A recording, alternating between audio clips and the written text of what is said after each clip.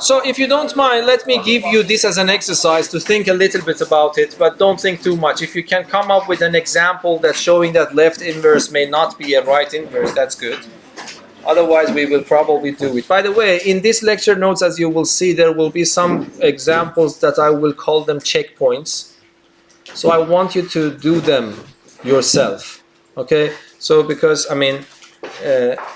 I have tried to organize them in a way. For example, let me just show you. For example, here, you see on the top title, I have examples. These are supposed to be done in the lesson. But then after the example, I have a checkpoint. So this means that if you want to see that you've understood so far what is going on, you have to be able to do this checkpoint yourself. Okay? And please take these checkpoints seriously. And of course, I will always write a reading instruction for you on the Canvas page so you can see what to read. And I pick a few examples from the course book. And these are the examples you're supposed to do on practice for yourself. Okay? And then, yeah, that's it. To see what we have here. So I want to start with groups now. So that's very important to understand. So what is a group? A group is an ordered pair consisting of a set G, which is not empty, and a binary operation on that set. Okay? And we say that this is a group if the binary operation is associative, if there exists an identity element for a star. When I say identity element, it means that it should work from both sides. And every element of G has an inverse in G with respect to a star. Again, when I say inverse, I mean both sides. If on top of these three conditions, the star is also commutative, the group is called abelian, after the Norwegian mathematician Abel. If this operation is commutative, we say that this group, if I have these three conditions, on top of that I also have commutativity, then this group is called abelian. But there are some terminologies it is good to know about. If only A is correct, then I don't call it a group, I call it a semigroup. If A and B together are correct, but not necessarily the third one, I call the system a monoid. We usually don't need these words, semigroup and monoid. Sometimes, yeah, it's good to have some information about it. Okay, so let us review. If I want to have a group is an ordered pair itself. An ordered pair consisting of two things. One thing is a non-empty set, and one thing, a binary operation on G. Yes? We call this system a group if the binary operation is associative. Yes? About B and C, yeah. The identity and the inverse, can they be left and right specific? Or no, they have to be both ways. Okay. Yes. Otherwise, I have to give an adjective of left and right. Okay. If there is no adjective like that, it means that it has to be both sides. Okay. Yeah. Yes. So, this is called a group. This is called a group if this binary operation is associative. It has an identity element within the set G on both sides, left and right, simultaneously. And then every element that you pick from G, there is an inverse for that in G itself. If these three conditions are satisfied simultaneously, this is called a group. Yes? So when you think about a group, you have two ingredients, a set, a non-empty set, and a binary operation on it with three more properties. That's called a group. Is that right? Okay, so let us go and examine. If this operation is also commutative, then there is an adjective coming in. We call it an abelian group or a commutative group. Is that right? Okay, so for example, let us check these systems. Yeah, I can just write them here. So do you think that this is a group? Yes? Because this changes per course, do the natural numbers contain 0 or? Here in this course, it doesn't contain 0. That's a good question. Thank you. Thank you. I start from 1. Yes, your course book starts from 1. Okay. So, is this a group or not? Because is this a non-empty set? Yes. Is this a binary operation on the non-empty set? Yes. Okay. Is this binary operation associative? Yes or no? Yes. Does this binary operation has an identity element? If it starts from 0, yes, but we are assuming that this does not start from 0, so it doesn't have any identity element. If n starts from 1, in your course book n starts from 1. What about inverse? None of the elements actually have an inverse. Yes. So by the way, the notion of inverse only makes sense if you already have an identity element. If you don't have any identity element, it doesn't make even sense to talk about the inverse. Because the inverse should take you back to the identity. If you don't have an identity element in the first place, how should I talk about the inverse? Okay, what about the next one? What do you think? Do you think this is a group? It's a non-empty set. It is a binary operation on it, because it doesn't matter which order pair you choose, the addition is always there, so it's a binary operation there. Is it associative? Yes. Do I have an identity element here? What is that? 0. Why 0 is an identity element here? Because no matter what number you choose from z, 0 plus that and z plus 0 is the same as z. Be careful. For a group, it is not necessarily the case it is commutative, but for the identity you have to check both sides, and for the inverse you also have to check both sides, because on the previous examples we saw that it is not always the case that the left identity is also a right identity. Yes, so you have to check both. Is that right? Okay. And what about inverse? Do I have an inverse? If I give you a z, what is the inverse of z? It's an element from z, so that when it is added to z, it gives me the identity element. So what is that? It doesn't matter. If I give you z, if you add it with minus z, or if you add minus z to z, you will go back to the identity element 0. So this is a group. So this was not a group, but this system is a group. Is it abelian? When I say is it abelian, it means is it also commutative? Yes, because it doesn't matter in which order you add them. So it's an abelian group. Is that right? So what about the next one? In this course, when I put a star, it means exclude 0. Okay? So when I say Q star, I mean the set of all rational numbers except number 0. 0 is excluded. That's the meaning of a star on top of that. Okay, if I take this Q star and I put multiplication, so if you don't mind, let me multiplication like this. Do you think that is a group? First of all, is it non-empty? Yes. Is this a binary operation on Q star? Yes? Yes. By the way, is it a binary operation on Q itself? Is it or not? No, we're talking about Yeah, it is. Okay. Because it's multiplication. It doesn't matter which two numbers you choose from Q. When you multiply them, it will be in Q itself. So this star is not because make it binary operation, because it is a still binary operation on this one as well. Okay, but anyway, is this associative? I want to check if it is group or not. I have to check if it is associative or not. Yeah, is it associative? Yes, because multiplication in R is associative, let alone Q. So it's associative. Do I have a identity element working from both sides? What is that identity element? 1.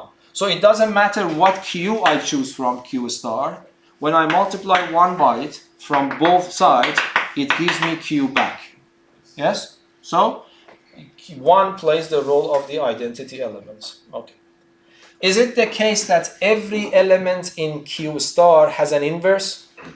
What does it mean? It means that if you give me Q from Q star, is there any other number in Q star so that this one gives me the identity element and this one also gives me the identity element. Is that the case or not? Yes. If you give me any Q from Q star, I can find R. What is R? Yes? It's 1 divided 1 by over Q. Yeah. And now you understand that why this star was important. Yes. If I take that star off, I will have more or less everything in place, except I will have one trouble with the inverse of 0. There will be no 0, and that would not be a group. Because every element from my set should have an inverse. You agree? If I don't put this star here, it means one of the elements here will be 0. But if I ask you what is the inverse of 0, you know that there is no inverse for 0. So this has to be there, otherwise it is not a group. So if I give you this is not a group. But if I give you this is a group. Okay, is it an abelian group now or not? Yes. Yes, because multiplication is commutative. It's an abelian. Is that right? What about the next one? R star and division. Again, what do I mean by R star? R star means all R except 0. So if I take this off now, you see that this is not even a binary operation there. Yes? So I have to put this star here to guarantee that this is a binary operation. Because if this is not the case, one of the elements here is 0 and division by 0 is not meaningful. So I have to put this here to guarantee that at least this is a binary operation. Yes? So, but is it a group? No, we just learned that the division is not associative. Yes, it is not associative, so it is not group. It's not a group, so you don't need to check the other ones. But is there any identity element here? We know it's not a group because it is not associative. Yes, but now let us just investigate a little bit more. Do you think that there is an identity element here for this operation? Yes. Right identity. Which one is that? Which right identity but not that. Yes. So this means that I have any number r divided by 1 is r, but 1 divided by r is not always equal to r, unless r is equal to 1. So this means that I have right identity, but I don't have left identity. For being a group, I need one identity working for both sides. Yes? Okay, so that is very easy. Let us go to the next question. This is a better question. So we want to discuss about this. So does R and a star, where a star is defined in this way, form a group? If not, what is the maximal subset G from R for which this is a group? In this case, is it abelian or not? So let us discuss about this problem. This is a more abstract problem, so it is one of those exercises you have to learn good.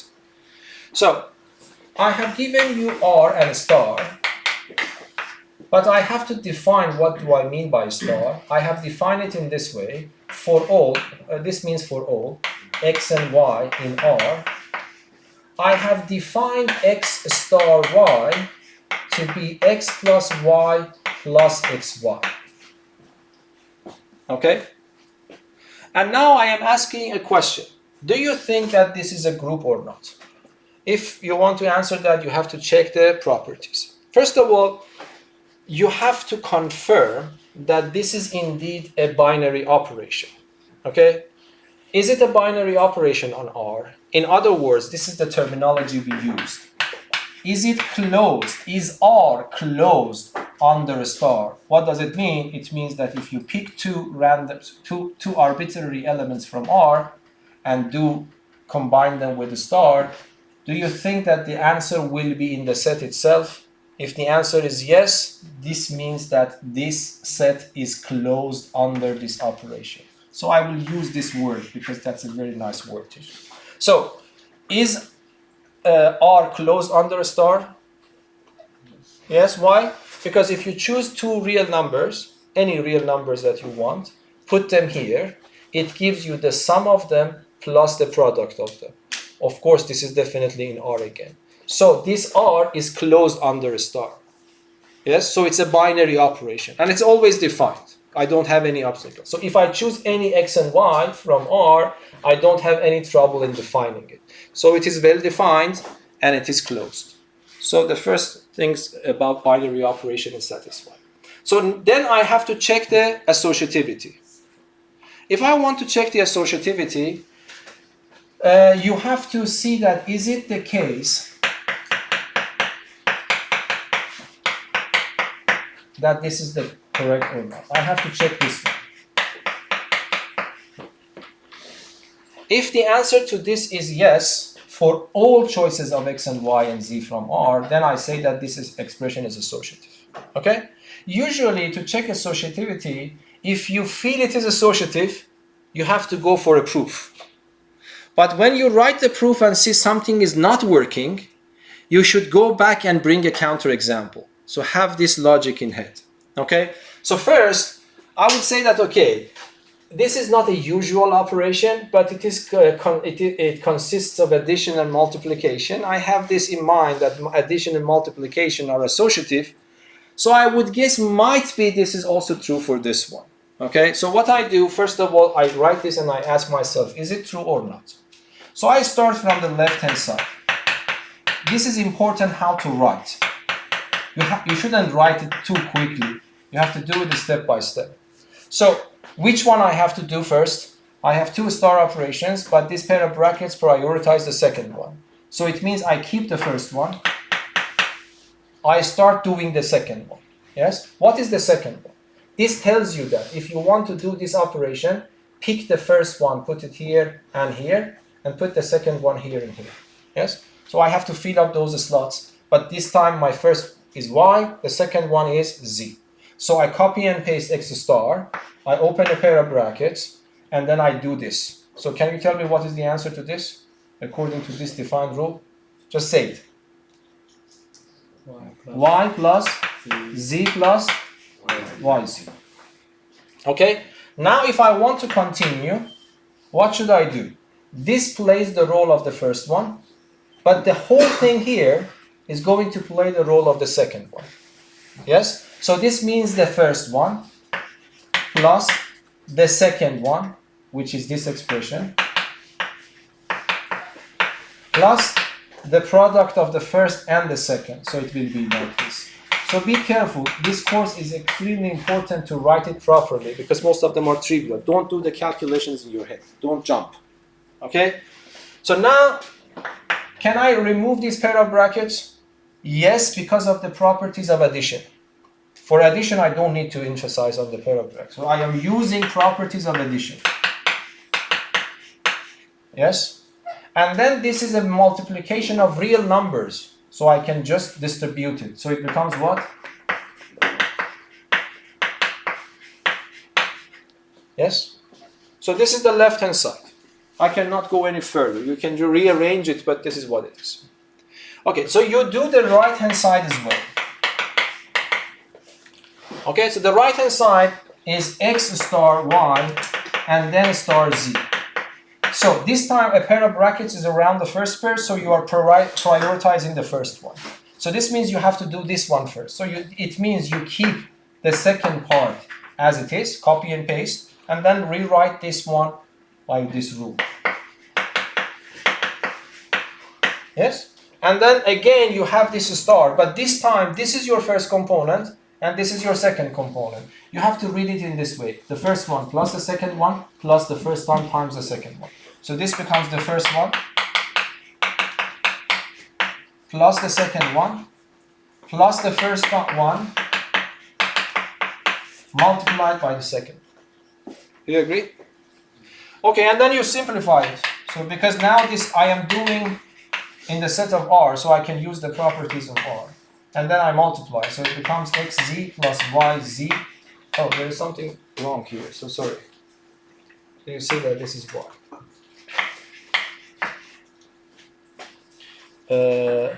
This was x plus y plus xy. I mistaken the rows here. And I get this one. Do you think these are equal for any choice of x and y and z? So you see, if I give it a number 1, and if I give it a number 2, and if I compare number 1 and number 2, what do I get? I get the left-hand side is equal to the right-hand side. Yes, so it is associative. But when it comes to exam, write this down. Okay, so the operation is associative. Write a sentence in it. Okay, so I don't know why this is doing this to us. Okay. Any questions? Yes. Could we assume that it's associative since both plus and multiplication? No, I don't think it is that obvious to me.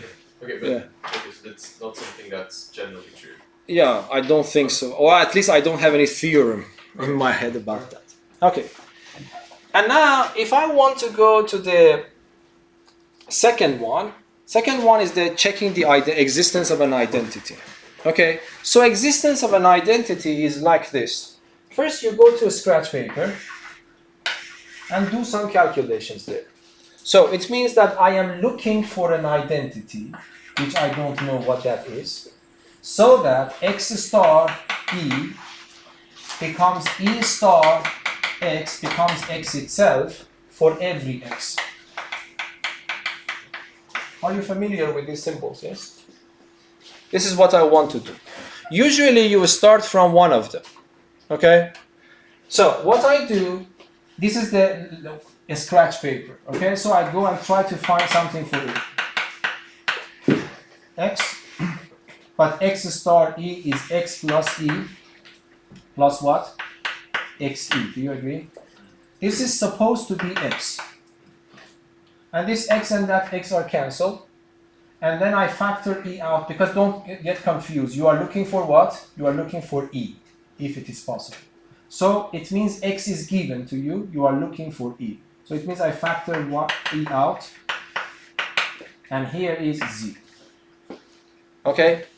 So if there is supposed to be an e which works for all x, what that e should be?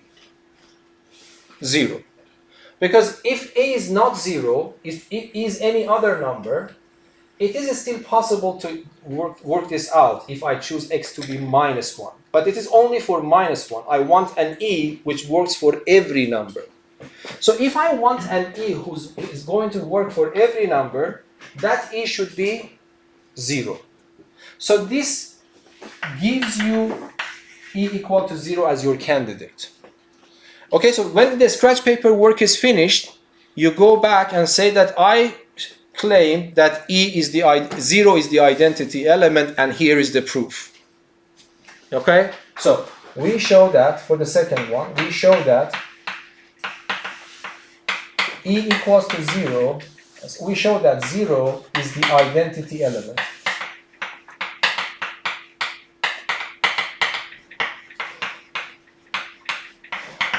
Okay, no one will ask you how could you come up with 0.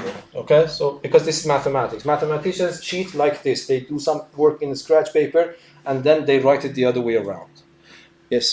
So am I correct in so that because we have proven that it is associative by the first filter. Yes. We don't need to prove that it's both a left and right identity, right? No, for that one, commutativity is important. Yeah, I think, yeah. Yeah, you are right. If you prove it is commutative, you don't need to check both sides. Exactly. Okay? But let me just do it step by step for one. But you can just change them if you want. Yeah. Yes, you are right. But this is what I'm saying. You do some scratch paper work, you realize what E is, and then you prove your claim. So I would say we show that 0 is the identity element. In other words, what do I need to show?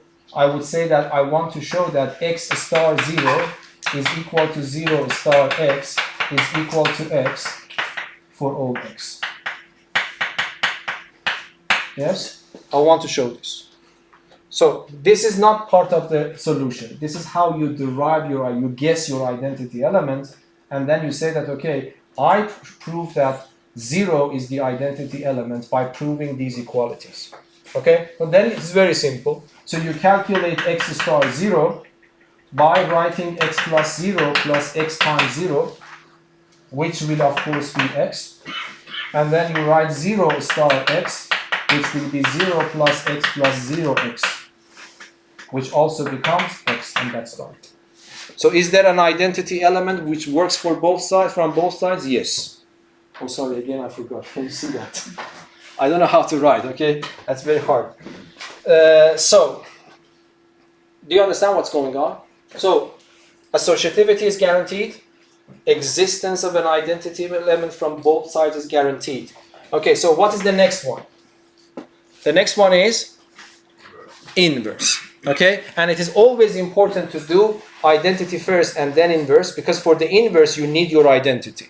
Yes? So again, you go to scratch paper and then try to guess what is your inverse. What does it mean? I give you x, you are looking for your inverse such that x star x prime becomes x prime star x becomes what? Your identity element that you derived in the second step, which was 0. Okay? So this is what you want to look for. I give you an x from where? From R, and then you are supposed to find its inverse, meaning that I am looking for x prime, which neutralizes x from both sides. Yes? Go back to 0. And pick one of them again. For example, let us check this one. Again, the mindset is that x is given, you are supposed to find x prime. Okay? So how should I do that? I would write x star x prime is equal to 0. And then it means x plus x prime plus x prime is 0. So you shouldn't get confused. What I'm looking for now, what is given and what is wanted? X is given from the beginning. What is x? X is a number from your set. You are looking for x prime for that particular x you have chosen. Okay, so don't get confused. Your unknown is x prime. So it means that this is my known expression. I move it to the other side. Between these two, I factor x prime. So this becomes 1 plus x prime is equal to minus x. Do you agree? And then you are looking for x prime. Be careful. So you want to isolate x prime. So you have to divide by this factor. So when you want to divide, you get this. Is that right? So this means that if you give me x, its inverse is this number. But is this number guaranteed to be in my set all the time? No. Not most of the time. There is one exception to it. And that is which number? Minus 1. So if I choose minus 1 from here, then I am in trouble. Because if you give me minus 1 and I want to find its inverse, I have to put minus 1 in my formula. Then I am in trouble. Because this is not defined for minus 1. So this means that this is not a group. Yes?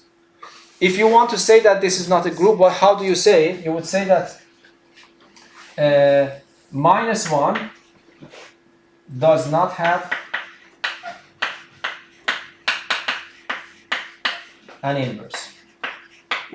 Okay, this is your claim again. So we show that. We show that minus 1 does not have an inverse. Okay, so how should I claim? I couldn't understand that myself. I did some scratch paper work. I realized that there are some problems with minus 1. And then I picked that one and I write, we show that minus 1 does not have an inverse. Any inverse. Yes? So how should I do that? I would say that so this means that x star minus 1 equal to 0. I will not have a solution for this. Why? Because then it becomes x minus 1 minus x equals to 0. And then you see what happens, x and x are gone, and then I get minus 1 equals to 0. So the existence of inverse of minus 1, if you are happy with the existence of the inverse of minus 1, you should also be happy that minus 1 is equal to 0. And that's a contradiction. So this means that minus 1 does not have any inverse, because assuming that minus 1 has an inverse gives rise to this contradiction. And that's not correct. So you have to write this in the exam properly. I don't have time, so I want to just give you the ideas of it. So you realize that, is this a group? No, because everything probably works fine except the inverse of minus 1, which was not that obvious from the very beginning. Okay, but now can you modify it to make it a group? Because the second part of the question is asking you, can you give a maximal subset G of R so that makes G and a star a group? By the experience you got here, what do you say? Yes? Basically R, but as long as the number isn't Minus 1. And how do you write it in the language of set theory? So you say R, except means set subtraction Okay. with minus 1. Yes? And a star. Question? Yes? Can we be sure that we don't map onto -1 then? Even if Yes, very good question. You see that? Because now what happens, that's a very, very good question. Because this is an experience we got from there, that -1 should not be there. Okay, but now what I am doing, I am taking -1 off from there, which fixes the problem of this inverse. But be careful, again you have more or less to recheck everything, especially the closeness. Okay? So the closeness might be affected now. Do you agree what I mean? Because now, if I choose two numbers from here, arbitrary numbers, and when I put them in this expression, might be the result is -1. Who knows? And if that is the case, again, this is not a group. Because it's not a binary operation. Is that understandable? Okay, so this means that the problem is not finished here. It's more or less finished if I am lucky and this still remains closed. But what do you think? Do you think it is closed or not? In other words, how should I check if it is closed or not? It means this is the question I am asking. If x is not -1 and if y is not -1, is it guaranteed that, what do you think I will write here? Is it guaranteed that, anyone else? Yes? That the x plus y plus x times y is -1. Very good. Do you agree? Yeah. So I have to guarantee this. Because I want to show that my star is, this set is closed under a star. Yes? It was already guaranteed because if it was R, it was more or less obvious that this expression lives in R again. Okay, but now x and y cannot be -1 because I'm picking them up from this set and I'm doing this operation. I want to guarantee that this is not -1. Can you guarantee that?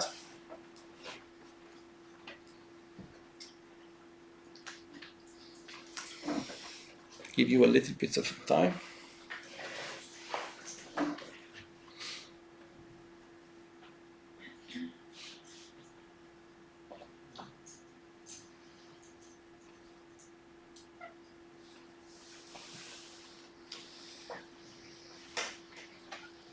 Any ideas?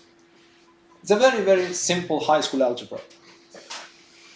And the answer is positive, I think so. So if x is not -1, do you agree that x plus 1 is not 0? So what about y plus 1? Can it be 0? No, it's not 0. And if two numbers are not 0, the product is not 0 as well.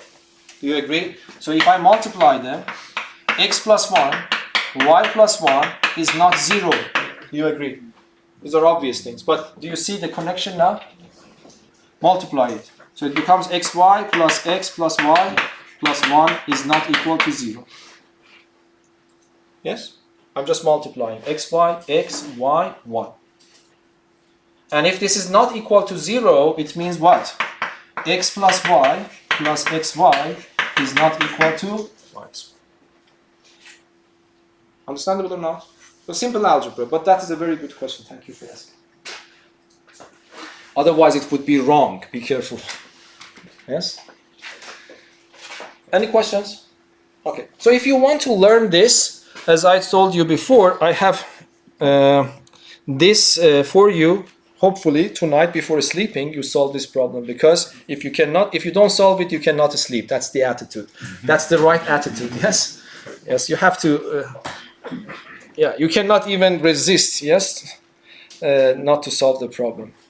So, but the idea of this problem, that it is one important problem even for the exam questions, is this type of questions. These are very abstract ideas, so these are combined. So that's an operation, of course, but you have to convince yourself it's abelian. By the way, I didn't answer that question for the previous problem. Was that group now? Is it guaranteed that this is a group or not? Let us review. Is this a group? Yes, because this is a binary operation there. Why? Because we showed that it is closed. And it was associative. We checked that here. What was the identity element? 0. What was the inverse? If I give you x from this set, meaning that x is not 1, minus 1, and I wait for you to give me the inverse, what do you give me the inverse? Minus x over 1 plus x, that's my inverse. You give it back to me. Okay, so that is guaranteed to be a group now. But is it an abelian group? Yes. How should I confirm that?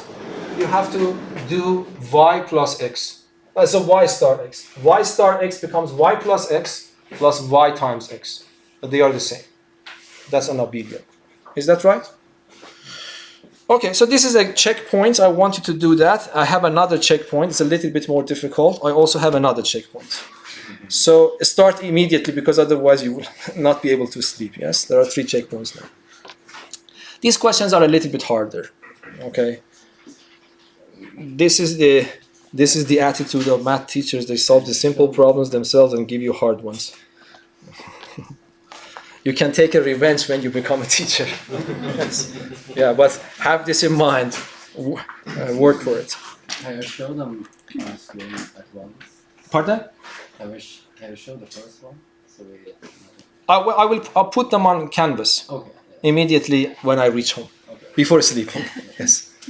Okay. So there is another example here. This is a good example. I don't know if I should do this, but I want to do this because you have to start learning this abstract way of thinking. Okay. So let us read the question. In some books, this is even a theorem, but I don't want you to memorize these things. I don't want to make things hard for you. So let us read the question first. Let G be a non-empty set, and let a star be an associative binary operation on G, with a right identity such that every element in G has a right inverse in G. Show that G and a star is still a group. But don't use it in exam, okay? Because that's not a theorem in your book. So take it as a problem now, as an example to help you to think abstractly. So do you even digest the problem? What does it mean? Because for a group, I need to check associativity. In this problem, G is guaranteed. So a star is guaranteed to be associative. It is given in the problem. But for checking the identity, I have to check that the identity works both sides.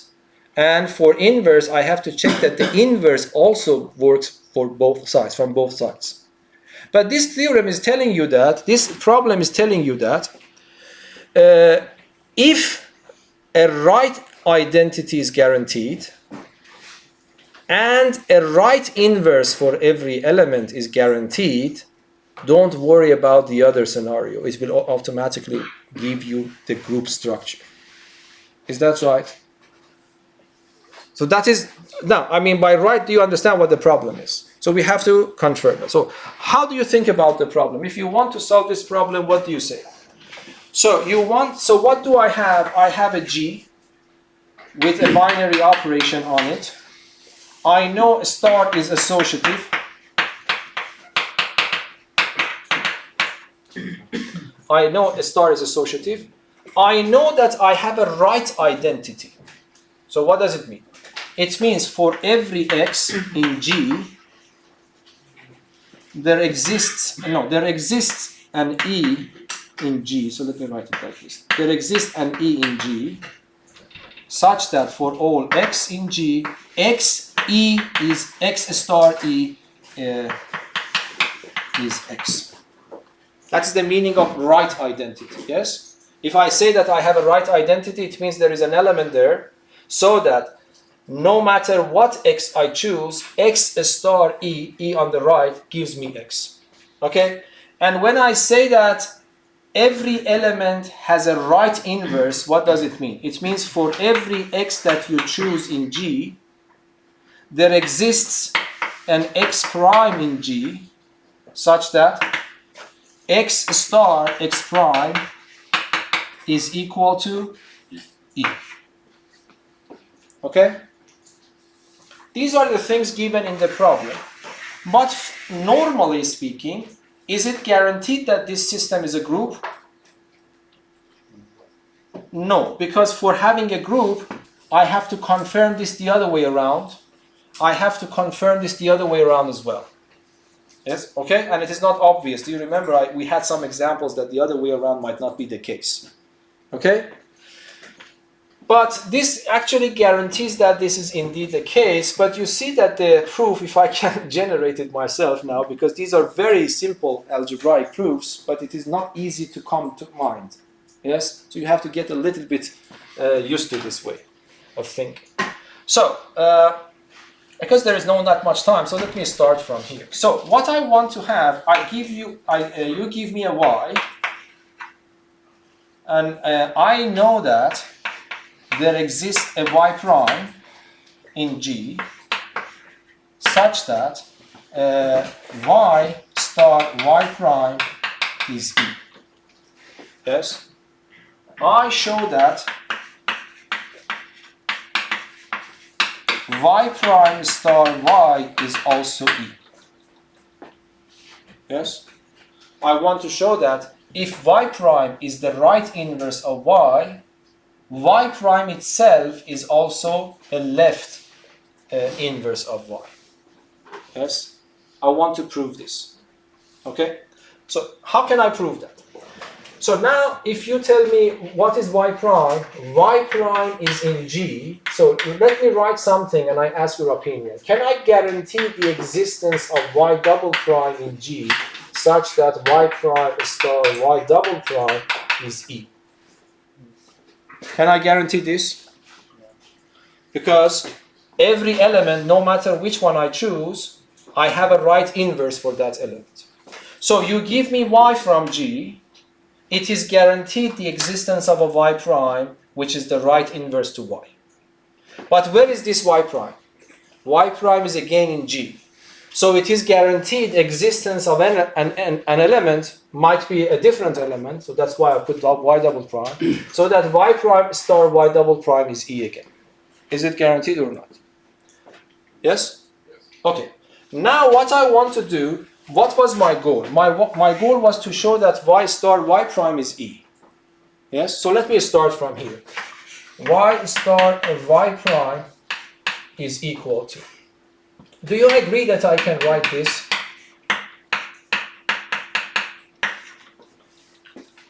Can I write this? Why? Because E is a right identity element. So it means that when I apply E from the right, I'm not changing anything. So this identity is correct, but because of the first assumption. Okay. But now I want to use somehow this idea. So let me see if I have written it correctly.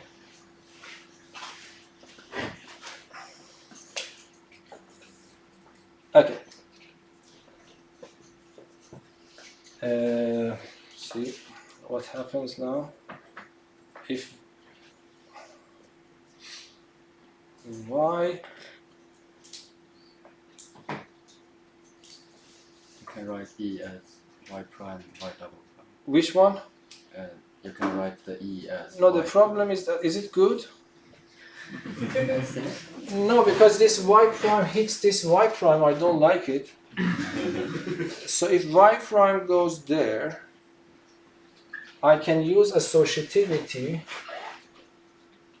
which is Yeah, not... but we should start with What? y prime star y, not y star y prime.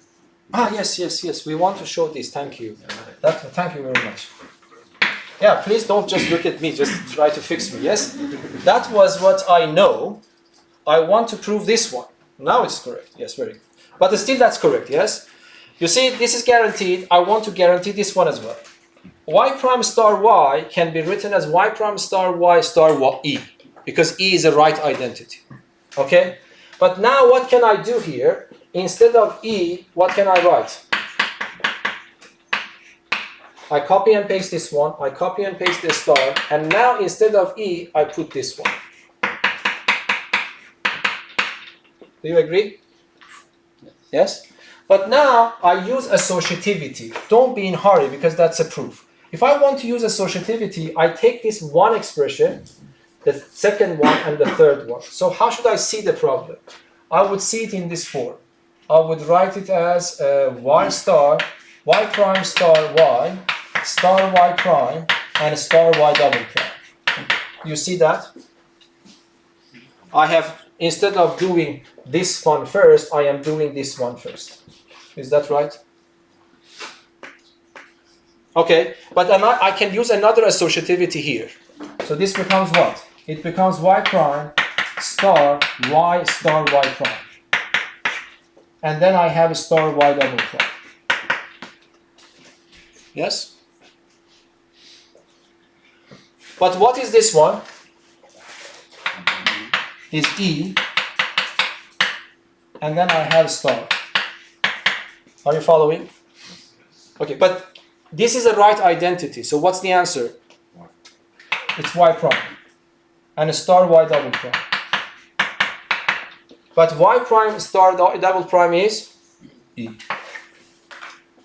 So you see, these are not algebraically hard, but it doesn't mean the problem is easy. I did it yesterday before coming and I was confused again. And you should also be confused because that's the nature of this course. Okay, so that's what I'm saying. And unfortunately, there is not that much intuition behind it. It's like coding, you know. There is not that much intuition behind it. You see, because there is nothing I can explain. But hopefully you understand what is going on. So it means that if I guarantee you the existence of right identity, and I guarantee you the existence of right inverse, this will also automatically be a left inverse. Okay? Okay, but because the time is finished, there is one more thing you have to do, but that is easy now. It's easier. You have to guarantee that this E is also working from the left.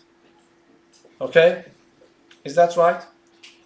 So it means that you want to prove that. So this is the first one. You have to also show that if I want to show that E star y is also y.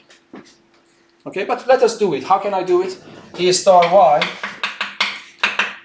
What can I write? Instead of E, I can write what? The inverse of y times... do you agree? I can write this. This y prime is the inverse of y. And then I use associativity. Yes? But what can I write for y prime star y? Again E, because in the previous case I proved that this y prime is both sides, working both sides. So this is E. But be careful, E is again on the right side, so it becomes y again. So this was simple. Yes? So that's the proof. But don't use it in the exam. And then don't be confused. This is just one problem that I want you to see how you have to think abstractly. And I want you to see, it's like combinatorics. Have you done combinatorics? The statement of problems are extremely simple, but it doesn't mean that solutions are extremely simple. So don't get disappointed if you cannot do this in the beginning. Yes? Any questions? So I will upload these lecture notes on the Canvas, and I will upload the video on my YouTube channel. And then I will also put these notes below in the description below the video as well. Okay? Any questions? Okay, thank you very much.